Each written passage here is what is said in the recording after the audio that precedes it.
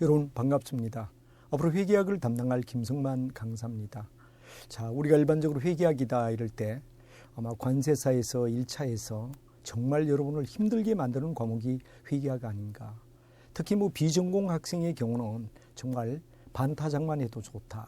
이런 생각이 들 정도로 통과의 역점을 두고 있는 과목이 회계학이다. 이렇게 말씀드릴 수 있습니다. 근데 우리 보통 이제 회계학은 그래도 60점은 우리가 갈 수 있게끔. 그리고 이제 저희들이 이제 책 같은 경우를 보면 약간 책이 기초적입니다. 제가 강의를 하면서도 기초적이다. 이건 왜냐 그러면 비전공 학생을 갖다 위해서 우리가 기초를 전혀 따로 강의를 하기가 어려우니까 기초적으로 쓸 수밖에 없다 그러는 한계성이 있었습니다. 그럼 계속 이 기초만 가지고 과연 관세사가 대비가 될 거냐? 관세사 대비 어렵습니다. 솔직히. 그래서 왜 해야 되느냐 그러면 우리는 두 단위로 나눠서 바로 여러분과 함께 이론할 때는 어떠냐 그러면 가능하면 기초적인 우리 책을 기준점으로 어느 정도 베이스를 깔아주고 문제풀이를 상당히 저는 5가지 영역에서 문제풀이를 발췌해서 이 기출 문제를 다루도록 하겠습니다. 관세사가 가장 중요하니까 관세사 문제와 간평사 쪽 문제, 그리고 여러분들 보험의 계리사 문제, 그리고 CP의 1차 문제, 그리고 이제 우리가 일반적으로 세무사 문제, 이 5가지 영역의 문제를 갖다가 다루면 우리와 비슷하지 않겠나. 그래서 이론 쪽은 약간 어떠냐 그러면 기초적이더라도 한번 베이스를 깔아준다는 데서 여러분이 따라와 주시고 이론 문제를 갖다 다룰 때, 풀 때, 이론이 끝난 다음에 문제풀이를 할 때 이제 우리가 어떻게 되느냐 그러면 그야말로 실전에 가까운 문제를 달아줌으로 해서 여러 가지의 바로 비전공 학생의 어려운 난점도 해결해 주면서 고득점을 향한 바로 점수와 연결이 될 수 있는 이런 전략이 안 되겠나 하는 이야기를 드리며 여러분들의 양해와 이해를 부탁드립니다. 사람에 따라 이 회계학은 각각 다 다릅니다. 예를 들어 이미 전공했고 벌써 어떻게 되느냐 문제를 몇 회 푸신 분은 정말 어떠냐라면 이론 강의가 기초적이다 이렇게 느낄 수도 있습니다. 그러나 비전공이고 처음 수업을 듣는 학생의 입장은 또 저게 무슨 소리냐. 그리고 중간에 만약에 이 기초 과정을 안 하게 되면 정말 문제를 풀 때마다 커뮤니케이션이 안 되고 문제를 푸는 걸 갖다 외워가 풀겠다는 이런 거. 그럼 반드시 실패를 봅니다. 그래서 여러분이 1차 시험이 끝나고 나면 1차의 관건은 바로 회계학이다. 이럴 정도로 많은 고민과 갈등을 하고 회계학 때문에 왜 되느냐. 한계성을 못 넘어 2차에 접근도 못한 채 1차에서 끝나는 이런 경우가 있기 때문에 우리는 양면 전략. 기초에서 이론에서는 분명히 어떻게 되느냐 기초 부위까지 완벽을 이끌겠다는 목적이고 그 다음에 뭐가 되느냐 실전 문제, 문제풀이에서는 실전 문제를 어떻게 되느냐 그러면 상당히 수준을 높여서 또 60점은 따게끔 거의 우리 회계에서는 60점 넘어가면 성공이라고 봅니다. 그래서 최소한 이 2가지 양면을 살리고자 하는 게 저희 역할이 아닌가 생각하며 책을 보면 걱정도 되고 또 예를 들면 어떻게 하면 우리 학생들에게 진짜 잘 맞춰줄 것인가 동영상 강의지만 합격을 유도할 것인가에 대해서 고뇌를 많이 했는데 결론은 바로 이론은 비전공 학생이 들어도 알 수 있을 정도로 기본 베이스에 깔면서 올리는 쪽으로 하고 문제풀이는 실전의 문제 5개 영역의 문제를 가지고 풀어서 여러분의 어느 정도 60점을 통과하는 쪽에 역점을 두겠다 그런 얘기를 드리며 어떤 면은 회계학이 솔직히 우리가 전략 과목이 아니다 이래 보죠. 정말 여야 되느냐 그러면 방어를 펴야 전략이 아니라 방어를 펴야 할 뭐가 되느냐 과목이다 이렇게 보는데 여러분 그래도 60점을 향하여 질주해 주시길 바라고 성실하게 기초 부위부터 차근차근 다루며 문제는 정상의 문제를 다루도록 하겠다 그런 약속을 드릴 테니까 그 점을 믿으시고 동영상에 잘 따라와 달라 그런 얘기를 드리도록 하겠습니다. 자 그러면 일단 이론은 처음 배우신 분도 있고 기초 이론도 한다 이런 분도 생각해서 또 잘하시는 분들이라도 뭔가 수업을 들을 때 저 부위는 내가 정말 몰랐는데 알았구나 그럴 때 희열을 느낄 수 있는 이런 마음 겸손한 마음이 굉장히 필요하다는 걸 첫 시간에 강조를 드리고 싶습니다. 좀 아는 분들은 약간 안다 그래요. 다 아는 건데 이렇게 얘기하면 그 사람 실패입니다. 그러나 정말 합격할 분은 내가 10개를 듣는 가운데 5, 6개, 7개를 알더라도 3개, 4개 새로운 게 있다 그러면 신비하다. 정말 이거 내가 만약에 수업 안 들었다면 3개, 4개를 어떻게 알았을까 이런 마음의 자세가 필요하지 않나 하는 겸허함을 가져달라는 걸 첫 시간에 부탁드리며 수업에 들어가도록 하겠습니다. 그럼 이제 여러분과 함께 제가 강의할 내용의 회계는 어떻게 구성이 되고 또 회계의 내용이 뭔가 하는 이야기를 먼저 우리가 한번 살펴봐야 될 것 같으니까 본서에 들어가기 전에 거기에 대한 이야기부터 시작을 하도록 하겠습니다. 자, 여러분 잘 알지만 우리는 일반적으로 경제활동, 수많은 경제적 활동이 일어납니다. 소위 물건을 사고 팔고 또는 경제적인 이벤트가 일어나겠죠. 이런 거래를 바로 어떻게 우리가 재무제표를 만드느냐. 한마디로 말하면 생산적 측면이라고 얘기를 할 수 있죠. 이 재무제표는 하나의 자료 또는 뭐가 되느냐 하나의 인포메이션이다. 이렇게 우리가 말할 수 있죠. 인포메이션. 자료와 정보를 만들어주는 것, 만들기가 뭐가 되죠? 북입니다. 뭐 여러분들 거의 대다수가 북이 같은 경우는 우리 쪽엔 나오지 않겠지만 그래도 북이라는 말의 의미는 바로 생산적 측면. 수많은 사건을 어떻게 자료 정보를 만들어 주니 자료 정보를 좀 더 우리가 말해봐라 그러면 FS. 여러분 잘 아는 뭐가 됩니까? 5가지 종류. 여러분 뭐 BS, IS, 그다음에 뭐 우리가 현금 흐름표, 자본 변동표, 주석. 이 5가지가 뭐가 되느냐? 재무제표라고 우리가 말을 하죠. 그럼 이 재무제표를 어떻게 만드느냐? 한마디로 말하면 메이킹의 과정이다. 이렇게 우리가 말하죠. 이 메이킹 과정을 갖다 우리는 뭐라 그러죠? 북이라고 불러줍니다. 북이란 말은 북키핑이다. 그래가 장부를 유지한다 이건데 바로 회사에 일어나는 사건을 어떻게 우리가 바로 생산적 측면에서 자료, 정보를 만들어주니 보통 우리가 이 내용은 이 고등학교의 전문직업학교에서 어떻습니까? 상업계 고등학교에서는 이 생산직에 속하는 뭐가 되느냐? 북이만 가지고 해야 되느냐? 그러면 3년 내내 소위 거래를 붕괴하고 붕괴한 내용을 전기하고 전기된 내용을 결산을 해서 재무제표 만드는 과정. 이 과정의 훈련만 그 사람들이 주구장창하는 거죠. 근데 우리가 일반적으로 이런 생산적 측면이 있다면 2단계 뭐가 되느냐? 활용하는 측면이 바로 뭐가 되느냐? 회계학이다. 활용하는 거죠. 얘는 만드는 게 아니라 활용해 준다. 이런 얘기가 되겠습니다. 그럼 이제 여러분과 함께 우리가 쭉 배우게 되는 내용은 뭐가 되느냐? 그럼 북위에서는 한마디로 말하면 뭐가 되죠? 일종의 거래가 일어나면 어떻게 장부를 만들어 재무제표를 만들어 주니 하는 과정을 우리가 북이다. 이렇게 되면 재무제표 만들기까지가 뭐가 되느냐? 1단계 북이고 만들어진 재무제표를 갖다 어떻게 분석하니? 어떻게 해석하니? 이게 바로 회계학이다. 이렇게 해서 회계학과 만약에 북이를 구분하라 그러면 구태여 구분하라면 우리는 뭐가 되죠? 바로 재무제표를 만들어주는 거 메이킹하는 과정은 생산적 측면이 북이고 이 생산된 재무제표를 활용해서 자산이 어떠니 부채가 어떠니 자본이 어떠니 수익과 비용에서 어떤 문제가 일어나죠 하는 이야기를 갖다 우리가 논하게 되는 게 뭐가 되느냐 회계학이다. 심화학습이다 이 말이죠. 그래서 결국은 뭐가 되느냐 우리가 이제 쭉 들어가면 바로 잘 알지만 BS와 IS가 의해야 되느냐 가장 대표적인 어떻습니까? 재무제표다 이렇게 우리가 말하죠. 바로 BS는 여러분 잘 알지만 뭐가 됩니까? 장부의 선을 일일이 꺾기가 어려우니까 윗선과 중앙을 잘라서 우린 T자를 거의 쓰고 있습니다. 이건 바로 장부의 선상을 오른쪽 왼쪽 우리는 이쪽을 갖다 차변 이쪽을 대변 그러는데 차변과 대변은 내가 만드는 게 아니라 공공의 기준 우리는 일명 공준이라 그러죠. 회계학은 공준을 반드시 따라야 됩니다. 이제 우리가 조금 얘기하면 회계학이라는 내용은 회계학은 철저히 뭐가 되느냐 그러면 연역적인 방법이 아니라 귀납적 방법을 쓴다 이거죠. 연역이 아닙니다. 그러니까 뭐가 되느냐 회계 연역적 방법이 아닌 뭐가 되느냐 귀납적 방법을 갖다 쓰기 때문에 귀납적 방법을 쓰기 때문에 회계는 반드시 공공의 기준이다. 그러는 공준이 반드시 들어가야 된다. 공공의 기준 그러는 공준이 반드시 필요하게 된다. 이런 말이 되죠. 그럼 예를 들어 여러분이 연역적이다 그럴 때는 A는 B보다 크다. B는 C보다 크다. 고로 뭐가 되느냐 A가 뭐가 되느냐 C보다 크다. 이런 어떤 결론을 내릴 수 있는 이야기는 연역적이라고 우리가 말할 수 있죠. 누구든 뭐가 됩니까? 이의를 달 수 없다 이런 얘기가 되죠. 그러나 우리가 귀납은 사실을 갖다 배열합니다. 지구가 둥글다. 그 다음에 수성이 둥글다. 그러다 보니 지구와 수성은 다 같이 뭐가 되죠? 태양을 중심으로 도는 행성이라고 우리가 불러주죠. 그러면 행성은 뭐가 되느냐? 둥글다라는 쪽으로 결말을 갖다가 맺는 이럴 때는 궁극은 뭐가 되죠? 사실에 대한 비열입니다. 사실에 대한 나열입니다. 사실에 대한 나열을 갖다가 했을 때 이 연역적 방법에는 반드시 뭐가 되느냐? 공공의 기준인 공준이 반드시 필요하게 된다. 그래서 바로 선생님이 정한 게 아니라 우리가 차변, 대변 그럴 때도 이거는 공공의 기준이다. 이렇게 봐주면 되죠. 그래서 공준을 반드시 우리가 정말 중시 여기고 시험에도 많이 나오는 게 바로 여러 가지 바로 회계학을 배우는 여러 가지 공준에 대한 이야기를 우리가 배우게 됩니다. 자, 그래서 우리가 여기서는 귀납법이기 때문이다, 연역이 아니기 때문이다 하는 이야기를 갖다 먼저 이해를 하고 회계학의 바로 귀납법이라는 얘기인데, 이때 이쪽을 우리는 차변이라고 하는데 이거죠. 내가 얼마만큼 경제력을 가지고 있죠? 자산입니다. 나의 경제력의 원천이 어디죠? 과연 어디로부터 왔죠?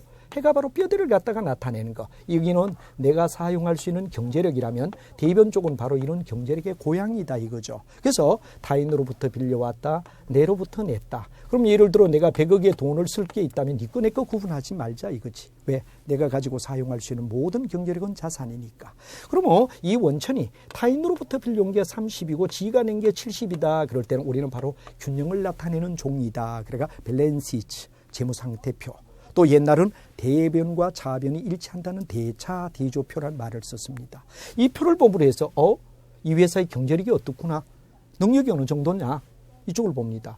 고향이 어디니, 원천이 어디니, 소위 이 회사의 비용이 어떻게 나갈 거니 하면 이쪽을 갖다 대변 쪽을 보면 되는 재무상태표의 아주 중요한 이야기. 그래서 기준으로 얘기하면 1950년 전까지는 거의 이익이 얼마니 그러는 뭐냐, 인컴 시트가 굉장히 중요했습니다. 그러나 1950년 이후에는 무조건 BS가 굉장히 주류를 이루면서 회사에 어느 정도 경제력이 있죠. 이 부분은 바로 투자를 얘기합니다.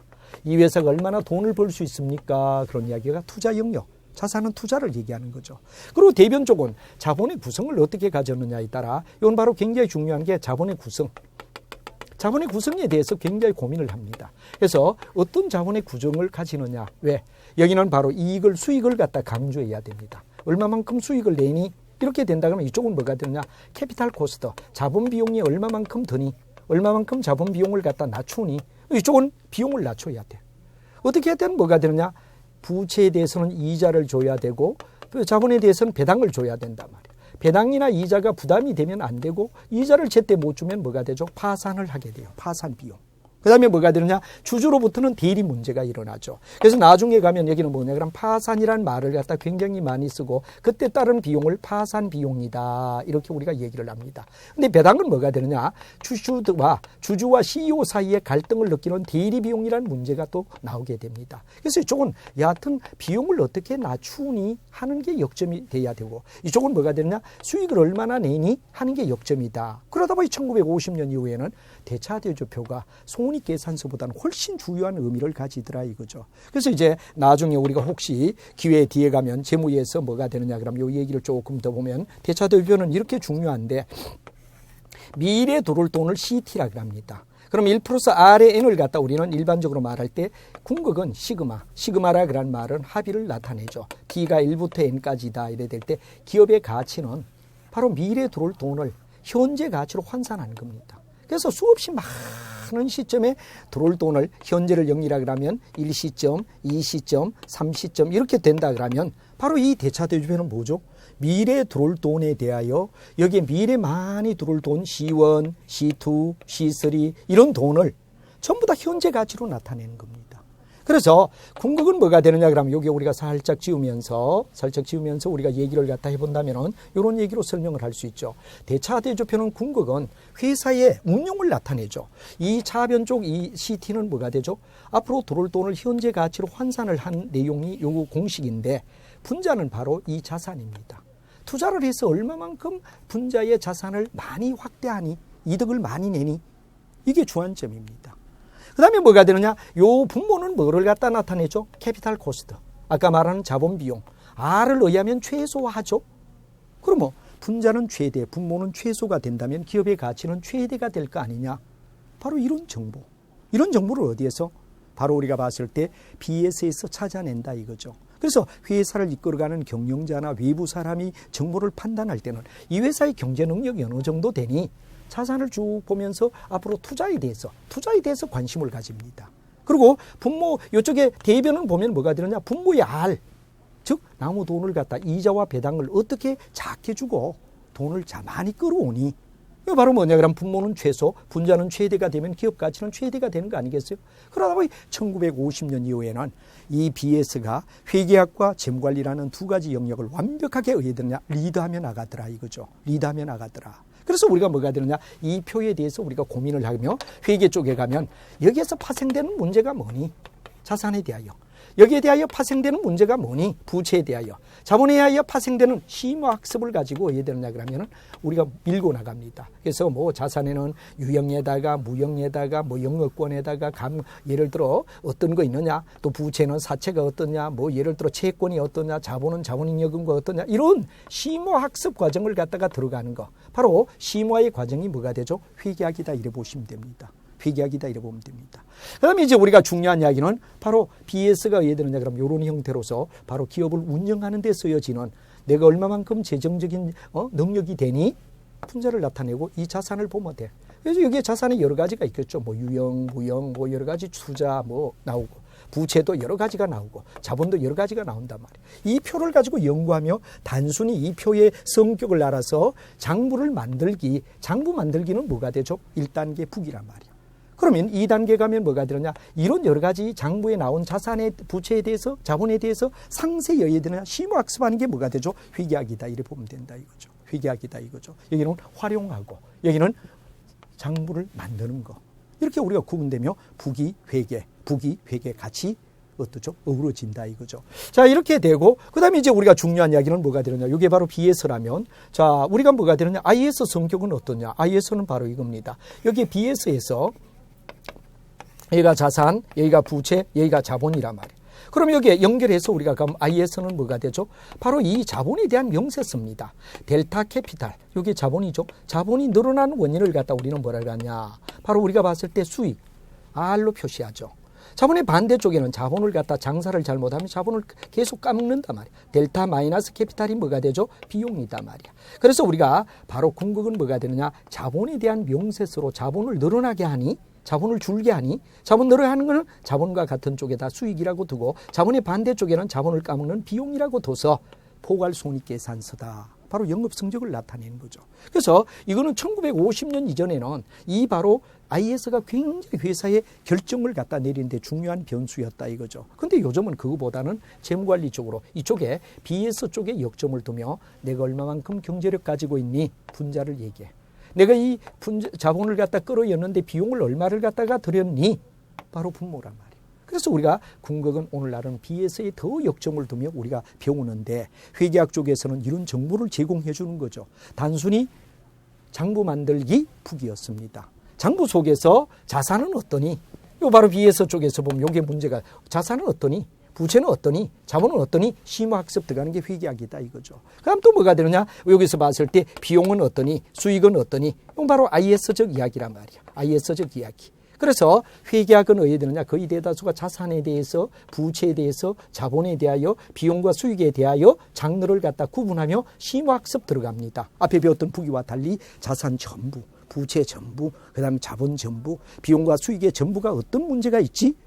뭐 수익의 발생 인권을 어떻게 보죠? 이런 내용이 뭐가 되느냐? 궁극은 회계학이다. 이렇게 우리가 소개를 할 수 있다 이거죠. 회계학.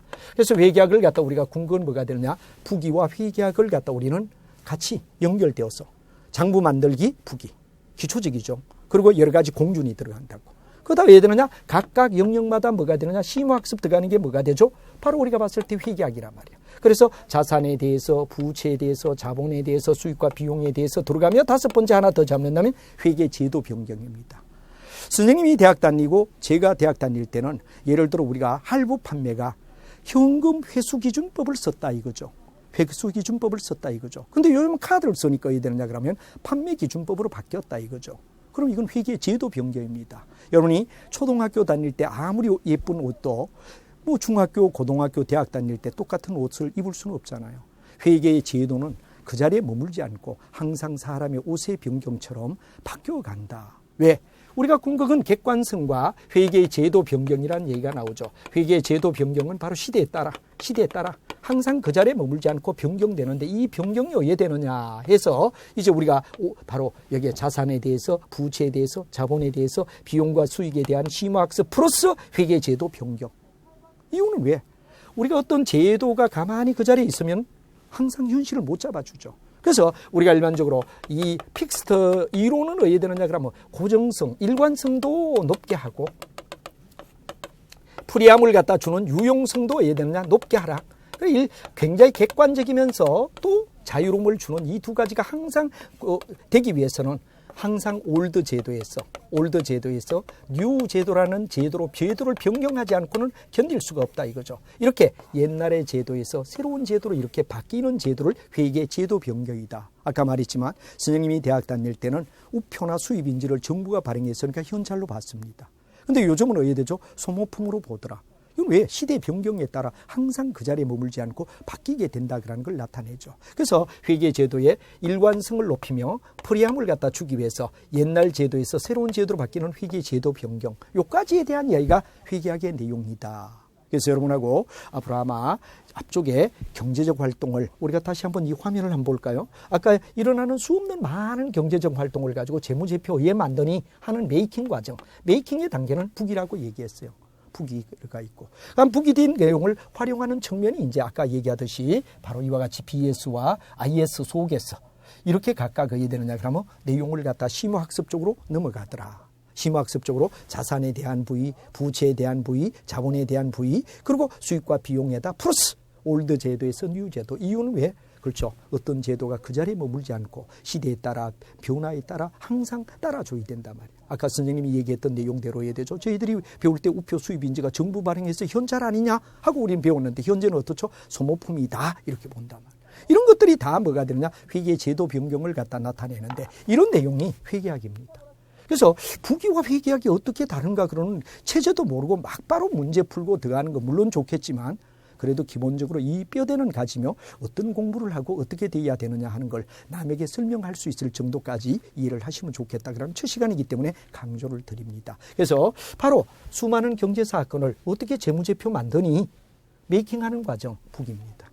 메이킹된 속에서 활용하는 과정 속에서 자산은 어떤 문제가, 부채는 어떤 문제가, 자본은 어떤 문제가 하는 문제를 한 단계 한 단계 구분하고 비용과 수익이 어떤 문제를 그리고 마지막에 회계의 제도 변경을 이런 과정이 뭐가 되죠? 바로 여러분 잘 아는 회계학이다. 이렇게 해서 북이와 회계학을 우리는 묶어서 재무회계다. 이렇게 우리가 얘기를 합니다. 자, 이렇게 해서 이제 북이와 일단 회계학이라는 개념 두 가지는 확실히 구분합니다. 기본적으로 장부 만들기, 메이킹, 생산 단계는 북이고 만들어진 바로 자산, 부채, 자본, 수익, 비용을 우리가 심화학습 들어가는 게 회계학이다. 그럼 이 두 가지를 묶어서 우리는 뭐라 그러냐? 재무회계라고 불러준다. 그래서 우리는 일단 재무회계라는 개념부터도 체계가 어떻게 되는가를 100% 이해하는 게 중요하다. 이렇게 말씀드릴 수 있죠. 자, 그래서 또 얼핏 뭐 다 한 사람이 볼 때는 관세사 회계에서 그렇지만 이게 뼈대가 다 됩니다. 그래서 여러분들 너무 참 겸손함. 왜냐하면 강의하는 강사는 밑에 있는 층이 수없는 많은 계층이 수업을 들어야 되니까 바로 하이부터 로우까지, 로우부터 하이까지 다 끌어올린다는 목표란 말이야. 그래서 이론은 베이스를 기준점으로 두고 문제 풀 때는 어떻죠? 상승된 문제, 정말 세무사 CPA 뭐 이런 문제까지도 우리가 같이 병행하며 풀어가는 쪽으로 해서 양면을 다 커버하겠다는 게 목적이니까 이해를 잘해달라는 시간을 첫 시간에 매우 강조를 드립니다. 자, 이렇게 해서 경제, 우리 일반적으로 회계학이라는 개념 속에 북이와 회계학이 어떤가 하는 이야기를 먼저 우리가 심화학습으로 이제 얘기를 좀 했습니다. 그럼 1단계 우리가 더 북이를 좀 더 한번 보자 말이야. 북이는 어디에 되느냐? 아까 얘기했지만 생산적 측면을 나타내는 게 바로 북인데 북이는 어디에 되느냐? 그리고 회계학은 어떠냐? 아까도 제가 약간 얘기는 했지만 여기에 대하여 한번 같이 우리가 보며 정리를 해주자 이거죠. 자, 여러분이 이제 우리가 아까도 말했지만 맨 먼저 나오는 게 뭐가 되죠? 바로 북키핑이다. 그래서 일종의 메이킹 단계라고 얘기했습니다. 거래가 일어나면 그 거래를 어떻게 재무제표를 만드니 생산적 측면이라고 얘기했지. 1단계 아까 생산적 측면이라 그랬죠. 생산적 측면으로 우리가 어떻게 접근하느냐 하는 이야기를 갖다 우리가 만든 생산이란 말은 재무제표 만들기란 말이야. 재무제표 메이킹의 단계다. 이렇게 우리가 얘기하죠. 자, 그럼 여러분 보세요. 수없는 거래가 맨 먼저 일어납니다. 그럼 이걸 갖다 분리하는 단계가 붕괴가 되지. 그러면 최초로 붕괴가 된 기록된 장부를 붕괴장이라고 하고 이거는 바로 최초로 일종의 가장 먼저 우리가 장부를 적는다 그래가 원시적이라는 말을 씁니다. 원시적 기록의 절차다. 원시적이란 말은 뭐가 되죠? 영어로 말하면 퍼스트다. 최초로 기록하는 장부. 그리고 주요부다. 왜? 모든 거래는 반드시 어디에 되죠? 경유해야 되는 장소, 붕괴장을 경유해야 됩니다. 거래가 일어났다면 붕괴하면 반드시 붕괴를 기록하는 붕괴장을 반드시 경유해야 되기 때문에 바로 원시 기록 절차다. 또 하나의 뭐가 되느냐 그러면 우리가 봤을 때 주요부다 이런 말을 하죠. 그러면 이제 붕괴를 하고 난다면은 붕괴된 내용을 각각의 장부마다 따로따로 한마디로 말하면 T자마다 따로따로 이제 현금은 현금대로, 여기는 이제 우리가 보통 어디에 드느냐 그러면 차변의 뭐, 대변의 뭐, 그리고 여기에 선을 끊는 게 이게 분리한다 그래가 분계장은 이렇게 분리만 해요. 분리만 해요. 뭐 장부에 특별히 없습니다. 선을 끊고 왼쪽 오른쪽 계정과 금액 계정 금액이라. 그럼 이제 여기 만약 분리되는데 현금이 있다면 현금만 일어난 모든 걸 현금에 뭐가 되냐 원장 속에다가 모은다고. 그래서 현금이 얼마 들어오고 얼마 나가고 지금 얼마 남아있니 하는 걸 집계하는 게 뭐죠? 원장이라고 얘기하죠. 그래서 이 원장은 바로 2라운드. 우리가 말하면 주요부는 주요부인데 아까 이게 1라운드라면 이건 2라운드에 뭐가 되느냐? 장부가 되며 역시 이거는 주요부다 이겁니다. 왜? 반드시 경유해야 되는 장부. 그래서 반드시 경유해야 되는 장부를 우리는 주요부다 이렇게 봅니다. 그러면 주요부를 도와주는 게 뭐가 되느냐? 보조부란 말이야. 보조부 속에서 특히 원장을 도와줄 때는 보조부 원장, 분계장처럼 도와줄 때는 보조부 기입자이다 이렇게 우리가 얘기를 하고 있죠. 뭐 이런 게 뭐 시험에 나오겠나 이러지만 이런 게 다 베이스로 깔리면 여러분 뒤에 가서 문제 다룰 때 굉장히 도움이 됩니다. 근데 이런 공간 하나도 기초지식이 없이 바로 치고 들어간다. 그러면 이건 허공에 돌 던지기입니다. 허공에 돌을 던지면 어떻게 되죠? 계속 떨어지는 것밖에 더 있겠습니까? 막대기 하나라도 올려놔야 뭐가 겨냥하는 게 있을 거란 말이에요. 그래서 여러분의 이런 거 약간 기초적인 부위를 갖다가 여러분 너무 무시한 채 그게 뭐 시험에 나오느냐? 시험에 안 나온다고 그럼 기본 베이스를 빼버리면 되겠습니까? 그래서 우리 책의 내용이 기초적이다 그러지만 그렇게 여러분 이해를 하며 책도 있으니까 한번 우리가 정리하고 가자 이거죠. 자, 이렇게 해서 바로 BS와 IS를 만들어주는 마지막 절차가 뭐가 되느냐? 결산이다.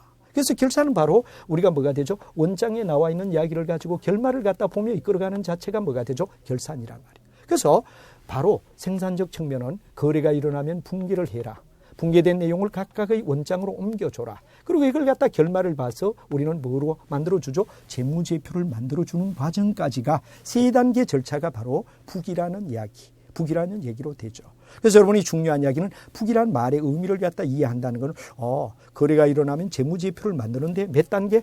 이 세 단계를 거치네 하는 걸 갖다 다시 한번 다 알고 있겠지만 한 번 더 체크를 하며 요 단계는 북이다. 왜? 재무제표를 만드는 메이킹 단계. 바로 BS와 IS를 만들어주는 생산적 측면을 얘기하고 바로 이런 이야기구나 하는 이야기가 되고 특히 이런 과정이 우리 책에 약간 나와 있습니다. 어떻게 거래를 분계할래? 분계된 내용을 어떻게 옮길래? 옮겨진 내용을 어떻게 결말을 봐서 재무제표를 만들어주나? 이 과정 특히 여러분의 난점이 어디에 되느냐? 이 부위를 갖다가 대학교에 저희도 책도 많이 쓰고 수험서도 많이 쓰지만 이 부위를 갖다 다 날려요. 결산을 별로 안 다뤄줘. 그러니까 애들 공중에 계속 들뜨는 거야. 정산표가 뭔지 몰라요. 정산표가 뭔지 모르는. 정산표의 구성이 어떻게 되어 있는지 시산표, 재고조사, 수정분계, 정산표라는 이런 단계, 마감법, 영미식, 대륙식, 잔액계정, 2월 시산표 이런 거에 대한 완전 빈 상태. 이게 여러분 어떠냐면 나중 가면 여러분을 허무하게 회개하게 해서 무너지게끔 만드는 이유다. 이유가 왜? 이 부위를 안 쓴다 이거죠. 저도 그래요. 책 쓰면서 상고 애들, 상업학교 애들 배우는 고등학교 애들 배우는 걸 어떻게 내느냐 거의 생략해버린다고. 근데 왜 되느냐? 실제 과정을 공부하는 학생에게는 이 부위가 없으니까 완전히 허공에 돌 던지기와 다를 바 없다. 그래서 여러분은 이 부위를 굉장히 신경 쓰며 우리가 따라와야 되겠다. 그런 이야기도 제 시간에 매우 강조를 드립니다. 그래서 거래가 일어난 분계장, 분계장감 원장, 원장강의 재무제표다. 그리고 여기에 결산 과정을 거쳐서 재무제표를 만든다 하는 이야기가 되고 우리 책에는 분계를 어떻게 하느냐, 전기를 어떻게 하느냐, 결산을 어떻게 하느냐, 재무제표로 연결되느냐 이런 과정을 우리가 배우는 게 북이다. 하는 걸 명백히 이해를 해주시고 그 다음에 이제 아까 얘기했던 활용적 측면 아까 제가 얘기했죠. 부위가 끝나면 그 재무제표를 어떻게 활용하느냐 여기에서 아까 얘기했지만 뭐가 됩니까? 자산의 여러 가지 문제 유동자산은 어떻고 비유동자산은 어떻고 유동자산 속의 감가상각은 어떻게 우리가 따지고 그 다음에 자본부 비용이냐 수익적 비용이냐 뭐 또 건설 가계정이 어떠냐 등등의 자산에 관련된 모든 문제를 심화학습하는 게 회계학의 바로 자산계정이다. 그 다음에 이제 부채는 사채가 어떠냐, 또 전환사채가 어떠냐, 여러 가지 사채를 발행했을 때 일어날 수 있는 문제가 어떤 거냐 하는 이야기가 되고 그 다음 자본에 대하여는 자산에서 부채를 뺀 자본인데 자본의 구성이 어떻게 되느냐, 자본의 조정은 어떤 거냐, 포괄손익 누계란 말의 뜻은 뭐냐 이런 내용을 우리가 심화학습별로 한 단원을 분리해 놓은 채 배우고 그 다음에 바로 손익계산서에 가서 비용과 수익을 묶어서 배우죠. 묶어서 우리가 배웁니다. 여기는 하나하나 독립적으로 자산이 어떠니, 부채가 어떠니, 자본이 어떠니, 그럼 이걸 묶어서 비용과 수익이 어떠니 하는 거 얘기하고 아까 얘기하던 뭐가 되죠? 그렇죠. 바로 회계 제도의 변경이 어떻게 되니 하는 것까지 얘기하는 게 회계학이다. 이렇게 여러분이 봐주시면 된다 이거죠. 그래서 이제 결론은 뭐가 되느냐 그럼 이겁니다. 바로 우리가 말하는 아까 생산적 측면의 부기와 활용적 측면은 뭐가 되느냐? 회계학이 이 두 가지가 묶어지면 뭐가 되느냐? 이걸 갖다 재무회계라고 얘기를 합니다. 재무회계. 재무회계는 우리가 뭐가 되느냐? 그럼 바로 여러분들 관세사에서 75% 문항수. 한마디로 말하면 40문제 중에서 30문제는 재무회계입니다. 바로 어느 쪽? 부기와 회계학에 대한 문제로 연결된 재무회계 쪽이 바로 75%더라. 그럼 이제 조금 있다가 이 두 가지를 묶은 회계를 재무회계라고 하면 재무회계와 반대적으로 원가가 어떻게 되니? 그런 원가 회계에서 25%의 문제가 나오는데 이게 바로 40문제 중에서 10문제는 원가 회계 문제가 나오더라. 그래 학생들이 잘 안 되는 사람은 아예 원가 회계는 포기해버리죠. 재무회계 쪽에 승부를 걸어버린다 이런데 그러나 시험이라 그러는 게 그렇게 재무회계가 30문제 나온다. 30문제 다 맞출 자신 있습니까? 아니니까 우리는 원가든 재무든 다 살리자. 그리고 틀린 건 과감히 틀려주자 이거지. 그래야 60점을 넘고 또 잘하면 전략 과목으로 70, 80 나오면 그건 완전히 승기를 잡는 거 아니겠어요? 그래서 우리가 바로 재무회계와 원가회계를 분석하면 제가 운연치를 분석을 했어요. 분석을 하니까 딱 정확하게 재무회계 쪽이 75%고 원가회계가 25%가 돼서 전체 100%를 구성하고 있다는 걸 아느냐 요거고 이제 다음 시간에 이 재무회계는 거의 뭐를 취급하죠? 여러분 중요한 상품을 취급합니다. 상품은 뭐가 되고 원가회계는 뭐가 되죠? 제품을 취급합니다. 여러분이 얼핏 보면 뭐 그게 뭐 차이가 있지? 그렇지만 상품은 타인이 만든 물건, 자기가 만든 게 아닙니다. 남이 만든 물건을 떼이다 파는 게 뭐가 되죠? 그야말로 상행위로 통하여 상거래를 통하는 행위는 전부 다 상품인데 이런 과정이 재무회계에 다루는 대상입니다. 상품은 바로 재무회계의 대상입니다.